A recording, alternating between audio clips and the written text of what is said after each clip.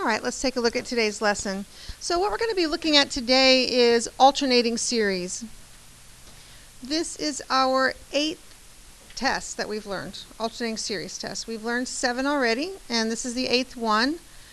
We're actually going to spend 2 days on alternating series. The first day, we're going to learn the test. Day 2, we're actually going to work with the error involved with alternating series. That's a whole day on error. So we're basically 1 day on the test and 1 day on alternating series error. So let's take a look at the test. First of all, we need to figure out what is an alternating series. How can we tell if it alternates? Here are a couple of examples of alternating series. Notice how I have a positive, then a negative, then a positive, then a negative. The signs, I mean, it's like in the word, right? It alternates. The signs alternate. This one, negative, positive, both of these are alternating series. What sets them apart is this. This is the alternating part. This -1 to the n plus 1, or this -1 to the n. That is the alternating part. This part is the a sub n part. We really need to delineate those. We need to tell them apart because part of this test requires us to do the limit to infinity of the a sub n part, not the alternating part. Okay, so we need to be able to tell them apart. So here's our a sub n. This is alternating. I know that it's alternating because it's -1 to the n plus 1 or -1 to the n. Well, there are other -1 to somethings that don't alternate. And I want to point some of those out because they tend to confuse students. So let's look. This is -1 to something. Some students would see the -1 and say, "Oh, it's alternating series." Let's look at it and see if it is. Does it alternate? If I put a 1 in here, because I start at 1, go to infinity. If I put a 1 in for n, I get -1 squared. That's 1. If I put a 2 in, I get -1 to the 4th, which is also 1. Does this series alternate? Is this an alternating piece? No, this is always going to be positive, right? Always going to be positive. Do they use this sometimes? Yes, they use this sometimes. Also, what if I did this? Would it alternate now? Let's look at that. Would it alternate now? Let's put a 1 in. If I put a 1 in, I would get 3. If I put a 2 in, I would get 5. Now what has it done? It's always negative. It's always negative. So just because you see a -1, please do not assume that it's alternating. Just check it out. You need to plug those numbers in. Plug a 1, a 2, a 3, and figure it out. Yes, n is always an integer. Always.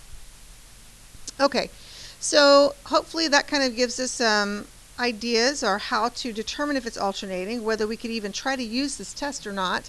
So one thing, let's kind of look over here. So we've just established the terms alternate positive, negative. And in general, if the limit is 0, that doesn't really tell us anything, does it? In fact, the Nth Term Test for Divergence says that the limit needs to not be 0. But in the case of alternating series, that is important. That's part of the test. It is part of the test to see if the limit of the nth term is 0. All right, so we have the a sub n portion has to be positive. Okay, so I just explained, right, the a sub n part is the part that doesn't alternate. This is the alternating part. This is the a sub n part. We need to distinguish them, which one is which. And it can't be negative. It has to be positive. So we need to figure that out first. Could it alternate and still the a sub n term could be negative? Yes, that could happen. Then this test would not apply. We'd have to pick a different test. Okay, so it is possible to have alternating series that this test will not take care of. So our a sub n has to be positive. So here's the conditions right here. We'll just kind of jump down here. So a series will converge if it alternates in sign. Check.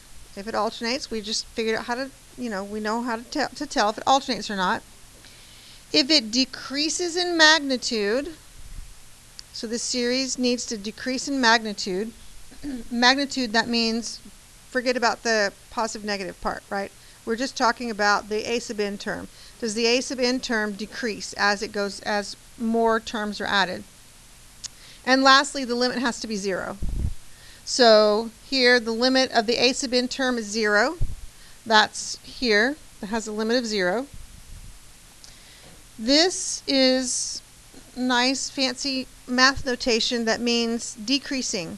This means that the next term is smaller than the previous term. That's all this means. It means, decreasing. So we alternate in sign, we decrease in magnitude, and have a limit of 0. That is the basis, or actually the test. That is the test. So let's look at my little note down here. I always try to help prevent the most common errors that students will make. So this is a common error.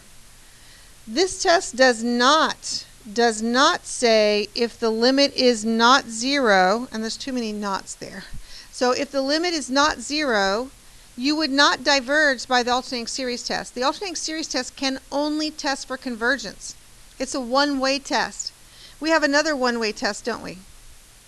The nth term test only tests for divergence. So actually they kind of pair up here. They kind of pair up. So if it's alternating and the limit is not 0, then we would stop and we would say diverges by nth term test, not by alternating series test. Because the nth term test says the limit's not 0, right? So that's just a little nuance there. We can't say diverges by alternating series test. That's not a thing. Okay? You do not. You don't have to go back and change anything because we're going to be showing the limits for each of these. We would have already showed that the limit was something other than 0, and then we can just go from right there and say diverges by nth term test. Okay, so those are the cautions that I have for you. Okay? Any questions? Any other questions before we jump into the examples? All right. So let's take a look at the first example. What I would like to do, I'm going to circle the a sub n term. That's the a sub n term. And our criteria tells us it has to be positive. We need to indicate that it's positive. So a sub n must be greater than 0. Well, let's see if it is. If I put a 1 in here, and a 2 and a 3 and a 4, and I keep putting numbers, is this a sub n term going to be positive? It is, isn't it? So it does meet the initial requirement to use this test. Okay, so we check that out. So it meets that. So now let's look and see if the terms alternate. So alternate, in other words, do they go positive, negative, positive, negative, positive, negative? Are these terms going to alternate by this -1 to the n plus 1? Yes, so it is alternating. Okay, I can check that off. It is alternating. Now, what I like to do is I like to do the limit before I determine whether it's increasing or decreasing. Because if the limit's not 0, what's the point of doing the increasing and decreasing, right? It would just take up more time. So I'm going to do the limit to 0 first. So of the a sub n terms, just of the a sub n term. The limit as n goes to infinity of n over 2n minus 1. Okay, we are doing this part. We're taking the limit of the a sub n term. So what is that limit as we head to infinity? It tends to 1/2.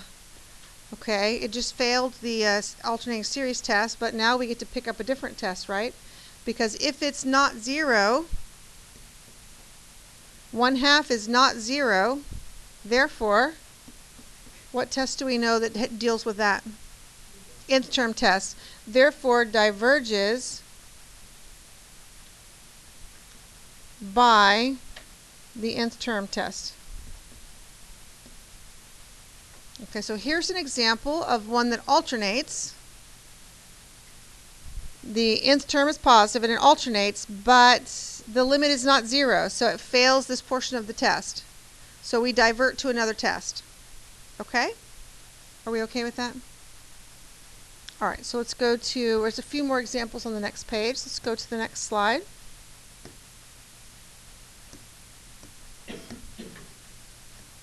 All right.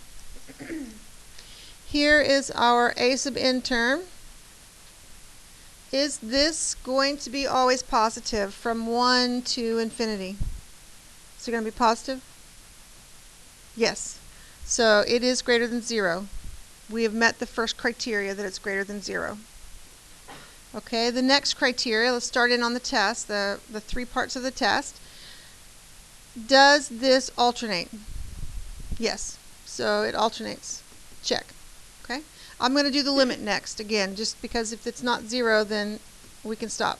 The limit is n goes to infinity of n over ln of 2 to the n. Okay, so let's pull out our rate of growth. Let's pull out that rates of growth. Think about rates of growth on this limit. What is going to grow faster, n or ln 2n? N is going to grow faster, isn't it? And that's in the numerator. So what does this limit tend to? Infinity. And just so happens that infinity is not 0, right? It's way not 0. So therefore, what? Do we diverge by the alternating series test? No, we do not. What do? We diverge by nth term test. Okay. All right, so let's look at our next one. Okay, so our nth term would basically be 1 over n. That's a sub n. Is our nth term always positive? Yes. Okay, so we are allowed to use the alternating series test. So let's start it. So does this series alternate? And we can just say by inspection. We don't have to do any proof here. Does it alternate? Yes, it alternates. It alternates. Check. Let's do the limit. The limit as n goes to infinity of 1 over n. What does this limit tend to? 0. Oh, okay. Finally we got one that tends to 0. All right, so 2 down, 1 to go. We have to determine whether this is decreasing, whether the a sub n term is decreasing. Now, many times we can do this by inspection, right? We can just look at it and say, well, yeah, if I put a 1 in, it'd be 1. If I put a 2 in, it'd be 1/2, 3, 1/3, 4, 1/4, and so forth. That is decreasing. So that's pretty easy. We've talked about a couple of other different ways. Actually, one other way to determine if it's hard to tell if it's decreasing. I talked about doing a derivative, right? We could do a derivative and tell it was decreasing. There's one more technique that I want to share with you that we could also use to determine if it's decreasing, if it's too hard to tell by just looking at it. And that would be making a ratio of the a sub n plus 1 term over the a sub n term. So that means the next term over the previous term. If that ratio is less than 1, then that series is decreasing. So that's another way to tell whether your series is decreasing or not. So we could just get, the first term and the, so we can, why don't we just practice that? If I put a 1 in here, I get, let's just write some terms out. 1, if I put a 2 in here, I get 1/2. If I put a 3, I get 1/3. Okay, so I would put my second term over my first term, or my third term over my second term, right? If I put my second term over my first term, is this value less than 1? Yeah. Okay, so that would be a way that we could tell. I mean, if this was pretty easy to tell, but if it was more difficult, we could use this to determine whether it's decreasing or not, whether the nth term is decreasing. Okay, I just want to give you another little thing that you could try, because sometimes they get a little crazy. All right, so let's look at this. Do you recognize this 1 over n? Isn't that our famous series? The series that has a name? A harmonic? Look, we have an alternating harmonic series. What happened with this alternating harmonic series? We are alternating, our limit is 0, and our nth term, our terms are decreasing in magnitude. Therefore, this converges by alt series. Wow, that is very interesting. So if the harmonic series is alternating, it converges. What does the regular harmonic series do? It diverges. So that actually is a perfect way to lead into this next part. We have one more part, okay? And that is absolute and conditional convergence. Now, this second part with absolute and conditional convergence, we only do when we are asked to. Okay? I have two things usually happen. After I teach this, 2 things usually happen. One, first of all, If the alternating series diverges, there's no need to do this, right? There is no need to do this. If the alternating series diverges and it asks if it's absolute or conditionally convergent, it's not going to be either. Okay, that's one thing that can happen. Sometimes when the series diverges, students still try to do this test. There's no use in that. This would diverge also. Okay, the other thing that tends to happen is once I teach this, students want to do this all the time, even if they're not asked to, which is great practice, I guess, but it's like step 2. It's part B. We've already determined the convergence or divergence of a particular series. If that's all we're asked to do, we're done. Okay, unless they ask for absolute or conditional convergence. Let's talk about what that is. What does that mean? I'm going to give you the example of the harmonic series and the alternating harmonic series. We would say that that series is conditionally convergent. Conditionally convergent, which means it only converges when it's alternating. It doesn't converge when it's not alternating.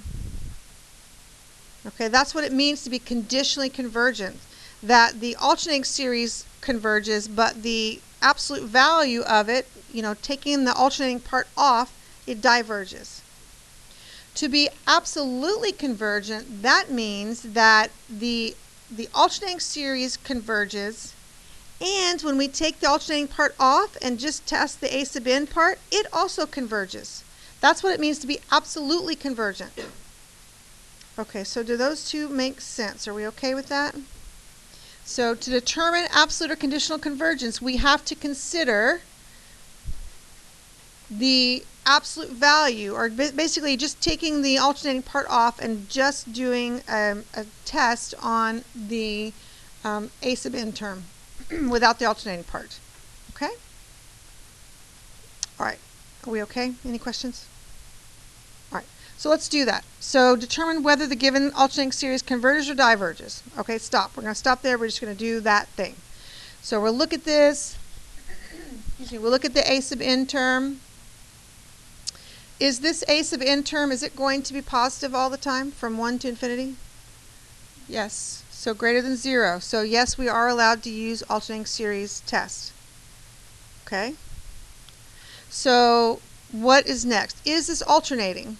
Does this series alternate? Yes, it alternates. And we can tell by inspection. We don't have to prove it. We don't have to prove it. So it alternates. Let's do the limit. Limit as n goes to infinity of 1 over root n. What is this limit? What does it tend to? 0. Okay, great. We're on a roll. Alternating, so the limit is 0. What's the last thing we have to check? Decreasing.